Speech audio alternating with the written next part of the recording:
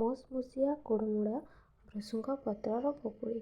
ଆପଣମାନେ ଆଗରୁ ବହୁତ ପ୍ରକାର ପକୁଡ଼ି ଖାଇଥିବେ, ଯେନ୍ତାକି ପିଆଜ ପକୁଡ଼ି, କୋବି ପତ୍ର ପକୁଡ଼ି, ଆଲୁ ପକୁଡ଼ି, ଝିଣ୍ଟା ପକୁଡ଼ି, ଏମିତି ବହୁତ ସାରା ପକୁଡ଼ି ଖାଇଥିବେ। ତ ଆପଣମାନେ ନିହାତି ଥରେ ଏ ଭୃଷଙ୍ଗ ପତ୍ରର ପକୁଡ଼ିକେ ଟ୍ରାଏ କରୁନ୍। ବହୁତ ହି କ୍ରିସ୍ପି ଆଉ ହେଲ୍ଦି ରେସିପିଟା।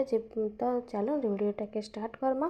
ତ ଯଦି ଭିଡ଼ିଓଟା ଭଲ ଲାଗଲା ପ୍ଲିଜ୍ ଲାଇକ୍, ସେୟାର ଆଉ ସବସ୍କ୍ରାଇବ୍ କରି ନେଇଯିବେ।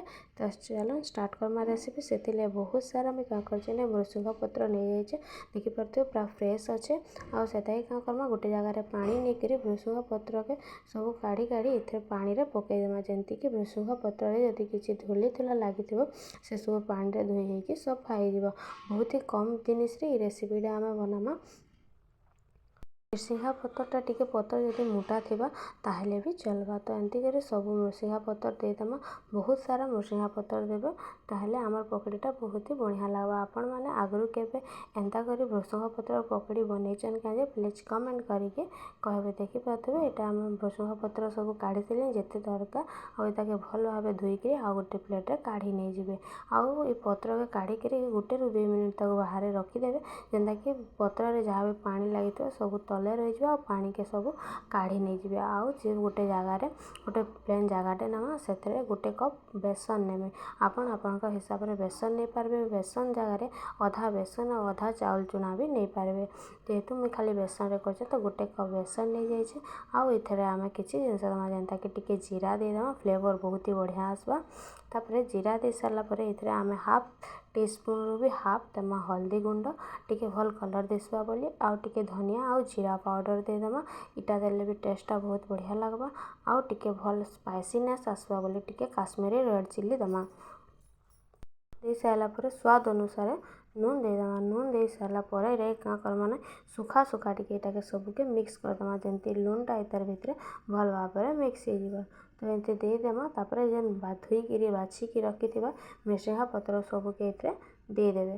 ଆଉ ତାପରେ ଅଳ୍ପ ଅଳ୍ପ କରି ପାଣି ଦେଇକିରି ଏଥିରେ ବେଟର୍ଟା ବନାବେ। ଦେଖିପାରୁଥିବେ ଯେମିତି 1 କପ୍ ବେସନ ନେଇଥିଲି ସେଥିରେ 1 କପ୍ ପାଣି ନେଇଛେ। ପାଣି ଏକେବାରେକେ ନାଇଁ ଦେବେ, ଟିକେ ଟିକେ କରି ପାଣି ଦେବେ, ନହେଲେ ଆମର ବେଟର୍ଟା କାଁ ହେବା ନାଇଁ ବେଶୀ ପାଣିଆ ହେଇଯିବ। ବେଟର୍ଟା ବେଶୀ ପାଣିଆ କି ବେଶୀ ଡବଲା ନାଇଁ କରିବେ, ତାର ଥିକନେସ୍ଟା ମିଡ଼ିୟମ୍ ସାଇଜ୍ର ରହିବାର କଥା। ତ ଟିକେ ଟିକେ ପାଣି ଦେଇକରି ଭଲ୍ ଭାବେ ଏଟାକେ ମିକ୍ସ କରିଦେବେ, ଯେମିତିକି ଜିରା ଆମର ମସଲା ସବୁ ଏଥିରେ ଭଲ୍ ଭାବରେ ଲାଗ୍ବା। ତ ଏମିତି ଦେଇକରି ଏଟାକେ ଭଲ୍ ଭାବେ ପେଷ୍ଟ ବନେଇକରି 1ରୁ 2 ମିନିଟ୍ ବା ପାଖାପାଖି 4-5 ମିନିଟ୍ ତକ୍ ରେଷ୍ଟ ନେବାର୍ ଲାଗି ଛାଡ଼ିଦେମା, ଯେହେତୁ ଭଲ ଭାବେ ମିଶିବା। ଦେଖିପାରୁଥିବେ 1 ଗିନା ପାଣି ନେଇଥିଲି, 1 ଗିନାର ଅଧା ଗିନା ପାଣି ବଞ୍ଚି ଯାଇଛେ। ଆଉ ଏଟା ବିନା ସୋଢ଼ାରେ କରିବେ, ସୋଢ଼ା ଦେଲେ ଭଲ୍ ନାଇଁ ଲାଗ୍ବା, ଆଉ ସୋଢ଼ା ଦେଲେ ବେଶୀ ତେଲ ବି ପିଇବା। ତ ଇନ ଗୋଟେ କଢ଼େଇରେ ମୁଇଁ ତେଲ ଗରମ କରି ନେଇଯାଇଥିଲି।